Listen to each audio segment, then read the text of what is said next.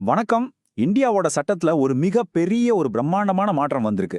இது ஏதோ வக்கீல்களுக்கு மட்டுமான விஷயம் இல்லங்க. இது உங்களையும், என்னையும், நம்ம எல்லாத்தையும் நேரடியா பாதிக்கக்கூடிய ஒரு விஷயம். ஏன்னா, இந்த மாற்றத்தோட மையத்துல நமக்கு ஒரு சக்தி வாய்ந்த புது உரிமை கொடுத்திருக்காங்க. அது என்னன்னு விரிவா பார்க்கலாம் வாங்க.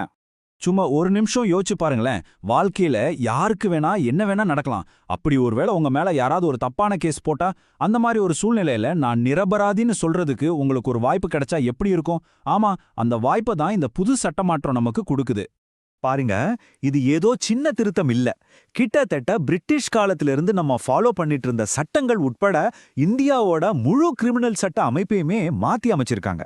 இது நிஜமாவே ஒரு வரலாற்று முக்கியத்துவம் வாய்ந்த ஒரு நிகழ்வுனே சொல்லலாம்.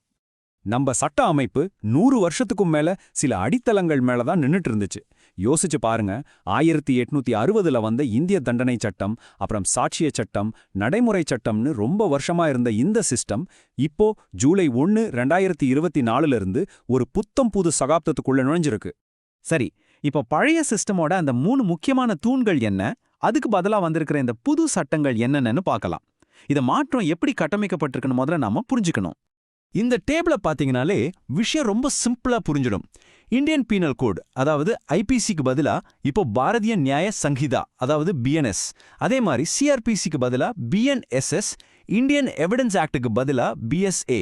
நோக்கம் ஒண்ணுதான், ஆனா உள்ள இருக்கிற விதிகள் கணிசமா மாறியிருக்கு. இந்த மாற்றத்தோட அளவை பார்த்தா ஒரு சுவாரஸ்யமான விஷயம் தெரியுது பாருங்க. குற்றங்களையும் தண்டனைகளையும் சொல்ற சட்டத்தோட பிரிவுகள், அதாவது செக்ஷன்ஸ், கம்மியாகி இருக்கு. ஆனா சட்ட நடைமுறைகளை விளக்குற பிஎன்எஸ்எல்ல பிரிவுகள் அதிகமாகி இருக்கு. இது என்ன காட்டுதுன்னா, சட்ட நடைமுறைகளை இன்னும் விளக்கமாகவும் துல்லியமாகவும் மாத்த முயற்சி செஞ்சிருக்காங்கன்னு புரியுது. சரி, இந்த பெரிய சட்ட மாற்றங்கள்ல இருந்து நாம இப்போ பேச போற முக்கியமான விஷயத்துக்கு வருவோம். அதாவது, குற்றம் சாட்டப்பட்ட ஒரு நபரா உங்களுக்காகவே கொடுக்கப்பட்டிருக்கிற ஒரு மிக முக்கியமான தனிப்பட்ட உரிமை பத்தி தான் பார்க்க போறோம். ஆமாங்க, நீங்க கேட்டது கரெக்ட் தான். இது எவ்வளவு பெரிய பவர்ஃபுல்லான மாற்றம் தெரியுமா? இனிமே உங்க மேல ஒரு கேஸ் இருந்தா நீங்க அதுல மௌனமா ஒரு பார்வையாளரா இருக்க வேண்டிய அவசியமே இல்ல. உங்க தரப்பு நியாயத்தை கோர்ட்ல நீங்களே நேரடியா நின்னு சொல்ல உங்களுக்கு உரிமை இருக்கு. இந்த உரிமையை கொடுக்கிற சட்டப்பிரிவு தான் பாரதிய நாகரிக் சுரக்ஷா சன்ஹிதா, அதாவது பிஎன்எஸ்எஸ்ல இருக்கிற பிரிவு 353. சிம்பிளா சொல்லணும்னா, இது உங்களை உங்க சொந்த கேஸ்ல ஒரு ஆக்டிவான சாட்சியா மாத்துது.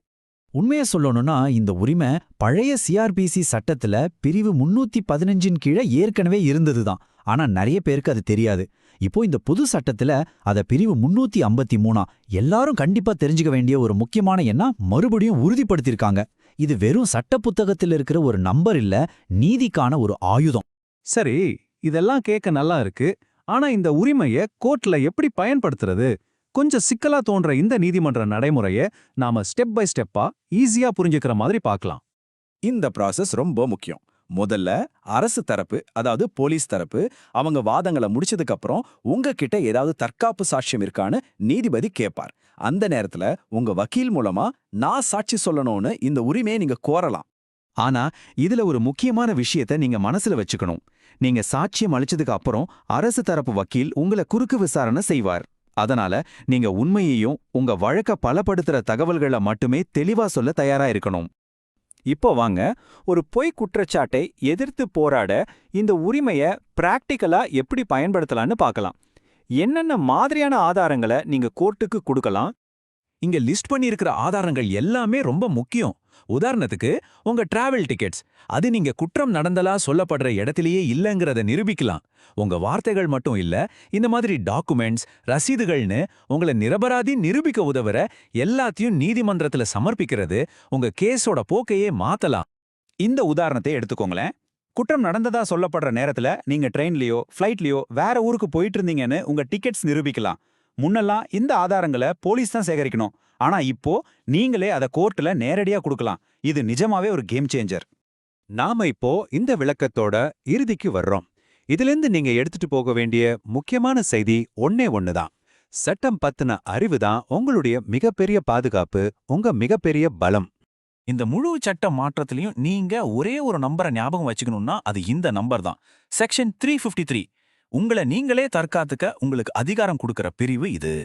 இந்த உரிமை உங்களை ஒரு கேஸ்ல இருந்து ஒதுங்கி நிக்கிற நபரா இல்லாம உங்க சொந்த தற்காப்புல ஒரு ஆக்டிவ் பிளேயரா மாத்துது. உங்க கதைய, உங்க உண்மையை சொல்ல உங்களுக்கு இப்போ ஒரு தளம் இருக்கு. ஆக உங்க உரிமைகளை தெரிஞ்சுக்கிறது முதல் படிதான். ஆனா தேவைப்படும்போது அதை தைரியமா பயன்படுத்த நீங்க தயாரா இருக்கீங்களா? இதுதான் இப்போ முக்கியமான கேள்வி. இந்த நீதி அமைப்புல உங்க குரலுக்கும் ஒரு சக்தி இருக்குங்கிறத பத்தி யோசிச்சு பாருங்க.